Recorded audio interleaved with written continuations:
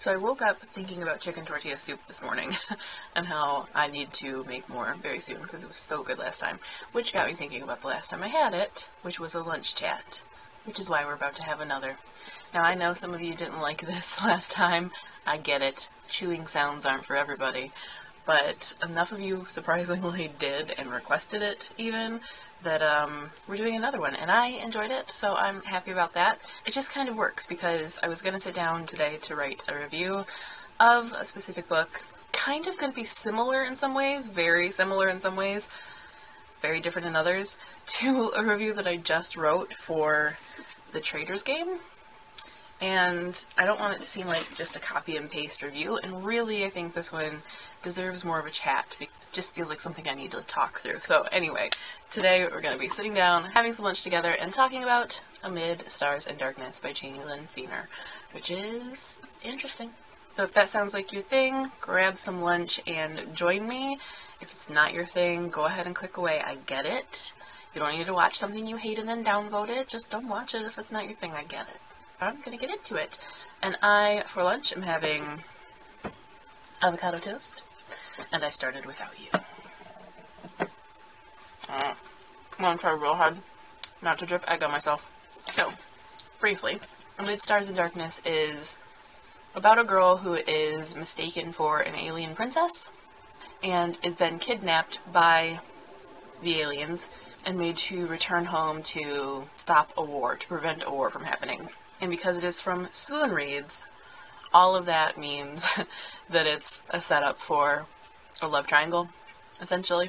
I will leave the full synopsis and the links to the book in the description so you can kind of find out more detail and more concisely exactly what it's about, but for the purposes of this review, that's what's going on. As I said, it reminds me of The Trader's Game, of what I'm going to say of The Trader's Game by Jennifer A. Nielsen. I will leave this linked as well. When I made that comparison in my head, I was really thinking about some of the writing things that I was going to talk about, but actually even plot-wise, this is a fantasy. I just hit myself so hard with that. This is kind of like a classic epic fantasy, though it's, you know, not necessarily epic, but, you know, kind of set, feels medieval-ish type of thing. And this one obviously is alien, so it's not quite futuristic because it feels very contemporary, but, you know, you're dealing more with the spaceship route of fantasy than the swords and magic realm of fantasy. But that said, they're both about a girl who is kidnapped and in love with a captor, so I guess there are some more similarities even than I was really thinking. There are some comparisons to be made, and probably that could be its own discussion. Stockholm Syndrome romance. But all of that said, like, plot-wise, the similarities for me really lie in the execution. In my review for The Trader's Game and in my notes for Amid Stars and Darkness, I talked about the characterization especially feeling shallow and feeling, you know, depthless and not very believable. You know, these characters, you know, all across the board for both books, they don't really feel real. They don't really seem to react the way real people react or talk necessarily the way real people talk. It's maybe especially apparent. No, I can't even say that because it's ridiculous, some of the things that they do and say in The Trader's Game. So I can't say especially. But I feel like there's another layer to that aspect in Amid Stars because one of the characters is human and all the rest are alien, the bulk of the book, and they act the same. They talk the same. I mean, that completely breaks your suspension of disbelief and causes a disconnect because they shouldn't be. Like, they really shouldn't act and speak pretty much exactly the same with no discernible differences between human and alien other than maybe the preponderance of alpha males among the aliens. Although it's a romance, so apparently we have a lot of those among the humans, too, if romances are to be believed. Or Reddit threads. I think it does go beyond the characterization, though. It kind of does permeate every aspect of the story as far as kind of unbelievability and cheesiness. And actually, I read this during the last 30-day book binge, so I was making notes on everything I read. And my note, I quote myself accurately, says, cheesy, silly, obvious, and weak, but in an is what it is kind of way. So, I know that sounds very, very negative, it's not entirely, I guess. In some ways it is exactly what I always thought and feared romance novels were, and it was a big part of why I didn't read them. I thought that they were going to be really heavy-handed and fluffy and kind of shallow, immature writing and lacking on plot in favor of trying to create butterflies in your stomach, but under the barest circumstances of a plot thread. It kind of is like that. And yet I kind of still liked it. I mean, I've really come around on romance, and I've kind of just let it be what it is, and just accepted some of the things that come along with romance, and that sometimes they are just going to be the barest thread of plot to get the characters where they need to be. You know, there's plenty of romance that's kind of fluffy throwaway, and that's fine. It is what it is. So I think Misty of today is able to give a little more leeway to things like that than the anti-romance Misty of even a few years ago, because it just would have really bothered me to have what I would generally perceive as pretty strong writing and story building flaws. I can kind of get over it a little more now. So it's kind of a weird one for me, because the Trader's Game is kind of romance too, but I had a completely opposite reaction where even though I found it really readable and it's super, super fast paced, I pretty much actively disliked it the whole way through. Whereas even with the same flaws, though I didn't really care for Midstars Darkness in the beginning and saw the flaws glaringly and just kind of rolled my eyes so much throughout the book, I still really enjoyed it, and I'm finding myself thinking about the characters even though I've been done with it for a couple weeks, whereas I wrote my review for the Trader's Game within a couple days of finishing it, and I was struggling to remember what had happened because it just was... they didn't make enough of an impression on me other than annoyance. So there is something here, there is something that's engaging, and even though it's flawed and it's a little characterless and kind of could be auto-generated by a romance generator, there's just something, I don't know, just something that kind of captured my fancy, I guess. That I found fun. I think what it is it doesn't take itself too seriously. Trader's Game felt like it took itself more seriously and was being presented as this amazing epic. You're gonna love it. It's so fantastically written and constructed. Whereas this feels like a nod to silly romance in some ways. It's not trying to pretend. It's not masquerading as, like, high art, necessarily. Sorry if I'm sounding like an asshole to Chani and Feener. But, I mean, it is just... it embraces the kind of over-the-top, silly, just go-with-it vibe of some romance, so I think that kind of makes it work when it wouldn't always have worked, I guess. I don't know. Surprising, even to me, I actively want to read book 2. Like, I'm pretty sure that it was in one of the Fierce Reads blogger packages for the upcoming season.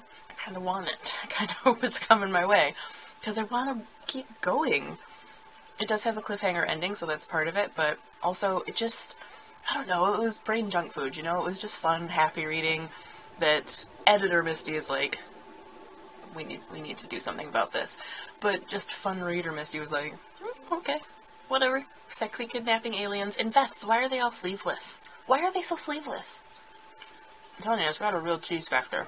Kind of moving away a little bit from the discussion of cheesy romance tropes for a second. We will get back to that, but review-wise, beyond somewhat shoddy characterization, the world building too kind of follows that same path. I mean, it's very predictable throughout. I'm fine with that in a romance, but the big problem for me is the delineation between human and alien. They didn't really seem that different from how they acted to also the worlds that they had. You know, there are these little tweaks that just kind of go unexplained and float in the world building. It never feels grounded in something real. The sky is a slightly different color, but grass is still green. I'm guessing that there is oxygen and nothing toxic to humans in the atmosphere, because that's never referenced. They give her something that allows her to speak like the typical alien universal translator, so that you can kind of get over that hurdle of people not understanding each other. But when they first kidnap her thinking that she is their alien princess, for whatever reason they talk to her in English. I don't get that. That seems like a bit of an oversight, just for the convenience of the story, you know. So, I mean, it's a common thread throughout the book, writing-wise, is just, I don't want to be a total asshole to say a lack of effort, but that's a little bit what it feels like. Like, everything of the story except for the love triangle is maybe like a cobbled together, not quite afterthought, but just a really basic, not prioritized framework to get the chess pieces to where they needed to be, which means that they don't really feel like a product of their atmosphere as much, and the reactions don't feel as authentic, and, you know, it just kind of snowballs. So, writing-wise, that's kind of where I'm at with it, but for whatever reason, I still found it really fun. So I guess, in some ways, this chat is a little bit also a discussion of bad romance tropes. The bad romance tropes. And maybe even bad writing but fun books. I feel like we all kind of have that genre or that style that is just, we know that it's not the greatest. We know that there are some flaws, but it just, it pushes the buttons.